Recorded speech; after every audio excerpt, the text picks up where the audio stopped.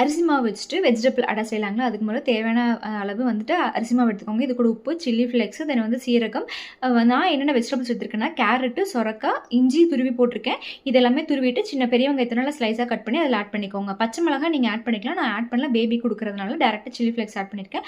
இதை வந்து நல்லா சப்பாத்தி மாவு கன்சிஸ்டன்சிக்கு பிசைஞ்சிட்டு தண்ணி ஊற்ற வேணாம், இதில் இருக்க வாட்டர் கன்சிஸ்டன்சி போதும். சப்போஸ் தண்ணி பத்தலைன்னா தெளித்து சப்பாத்தி பதத்துக்கு உருண்டை பிடிச்சிக்கோங்க. இப்போ வந்துட்டு கையில் எண்ணெய் தடவிட்டு தண்ணியை தேய்ச்சிட்டு நீங்கள் வந்துட்டு நான் டேப் பண்ணுற மாதிரி நீங்கள் டேரெக்டாக தோசைக்கல்லில் பழக்கம் இருந்துச்சுன்னா தடவிக்கோங்க. இல்லைனா பார்ச்மெண்ட் பேப்பர்லையோ இல்லைனா வந்துட்டு ஒரு காட்டன் டவல்லையோ போட்டு நல்லா டேப் பண்ணி தோசைக்கல்ல எடுத்து போட்டுக்கோங்க.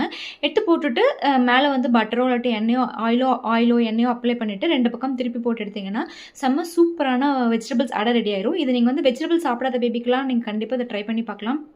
இது கூட கார சட்னி, தென் வந்துட்டு தேங்காய் சட்னி, நான் வந்து தாலோட சர்வ் பண்ணேன். செம்ம சூப்பராக இருந்துச்சுங்க. தாலுக்குமே மறக்காமல் ட்ரை பண்ணி பாருங்கள். ரொம்ப ஹெல்த்தியான ரெசிபி, கண்டிப்பாக உங்களுக்கும் பிடிக்கும்.